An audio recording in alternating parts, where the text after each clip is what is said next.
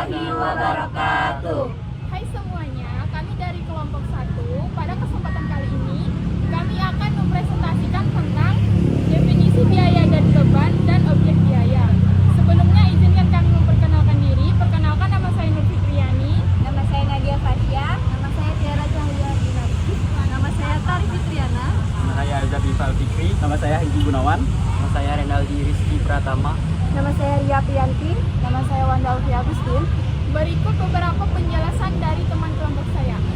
Biaya merupakan pengeluaran yang dilakukan dengan tujuan memperoleh aset yang diharapkan memberikan manfaat ekonomi di masa yang mendatang. Contoh dari biaya tersebut yaitu pembelian mesin produksi, gedung kantor, dan perlengkapan kantor. Beban adalah pengeluaran yang terkait langsung dengan kegiatan operasional perusahaan untuk menghasilkan pendapatan dalam periode tertentu. Contoh dari beban yaitu gaji karyawan, biaya bahan baku, biaya sewa, dan biaya utilitas. Sedangkan objek biaya adalah istilah keuangan yang digunakan dalam akuntansi, manajemen yang mewakili bagian manapun dari bisnis yang biayanya ditetapkan, diukur, diakumulasikan atau dikelompokkan, dan dipantau secara terpisah, seperti produk, layanan, pelanggan, proses, lini produk, batch, departemen, divisi, kontrak, dan proyek. Pengertian produk adalah suatu yang bersifat kompleks yang dapat diraba maupun tidak dapat diraba, yang di dalamnya termasuk kemasan, harga, dan prestis perusahaan, dan pelayanan jasa perusahaan yang diterima oleh pembeli untuk memuaskan keinginan dan kebutuhannya. Oke, selanjutnya ada objek biaya batch. Objek biaya batch adalah sekelompok produk atau layanan yang diproduksi secara bersamaan, di mana biayanya tidak dapat diidentifikasi untuk setiap produk atau layanan secara individual. Ada beberapa contoh biaya yang termasuk dalam biaya batch. Yang pertama adalah stock cost, yaitu biaya yang dikeluarkan untuk menyiapkan mesin dan peralatan sebelum proses produksi. Yang kedua ada biaya angkutan bahan baku di pabrik. Yang ketiga ada biaya inspeksi, dan yang terakhir ada biaya order pembelian.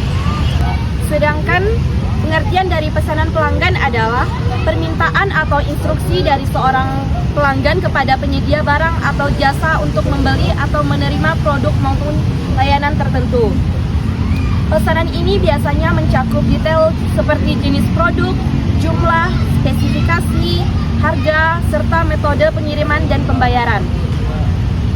Pesanan pelanggan bisa dilakukan melalui berbagai saluran seperti langsung di toko, secara online, melalui telepon, ataupun media sosial lainnya.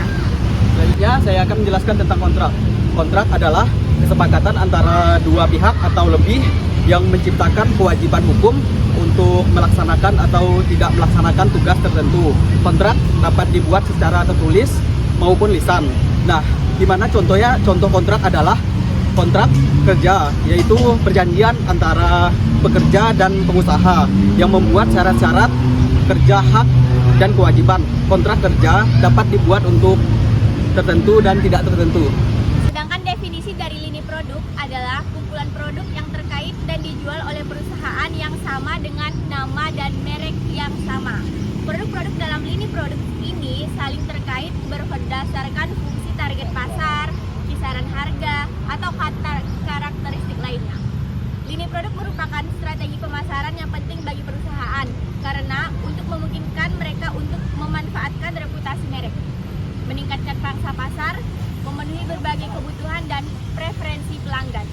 Beberapa strategi yang dapat dilakukan perusahaan untuk memperluas lini produk antara lain ialah pengisian lini produk, perengganan lini produk, dan reposisi produk. Selanjutnya di sini saya akan menjelaskan tentang proses. Proses mengacu pada serangkaian langkah sistematis yang digunakan untuk mencatat, mengelola, dan melaporkan informasi keuangan suatu entitas. Proses akuntansi ini sering disebut sebagai siklus akuntansi dan meliputi langkah-langkah berikut. Yang pertama ada pencatatan transaksi, posting ke buku besar, neraca saldo, penyesuaian, penyusunan laporan keuangan, tutup buku, dan yang terakhir ada neraca saldo setelah penutupan. Proses ini berulang setiap periode akuntansi, memastikan bahwa informasi keuangan perusahaan selalu up to date, dan dapat digunakan untuk pengambilan keputusan manajerial. Nah, divisi biaya objek adalah proses mengalokasi biaya langsung dan tidak langsung dari suatu produk atau layanan objek atau produk yang spesifik.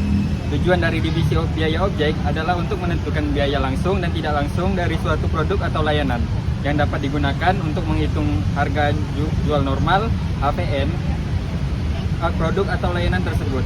Metode ini memungkinkan perusahaan untuk menentukan harga jual normal produk atau layanan yang dapat digunakan untuk menghitung harga jual normal (HPN) produk atau layanan tersebut. Baiklah, yang dimaksud dengan akuntansi proyek adalah berfokus pada transaksi keuangan yang terkait dengan pengelolaan proyek, termasuk biaya, penagihan, dan pendapatan.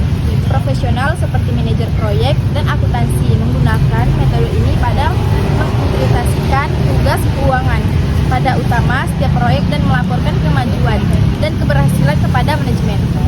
Ada pula dengan strategis. Departemen adalah unit atau bagian dalam suatu organisasi yang memiliki fungsi tertentu, bertanggung jawab atas tugas-tugas spesifik, dan beroperasi dalam kerangka struktur organisasi yang lebih besar. Setiap departemen biasanya terdiri dari sekelompok individu yang memiliki keterampilan dan kompetensi yang relevan untuk mencapai tujuan organisasi. Contoh-contoh departemen yaitu 1. Departemen pemasaran, 2. Departemen produksi, yang ketiga Departemen keuangan, dan terakhir Departemen sumber daya. Sekian dari kelompok kami. Assalamualaikum warahmatullahi wabarakatuh.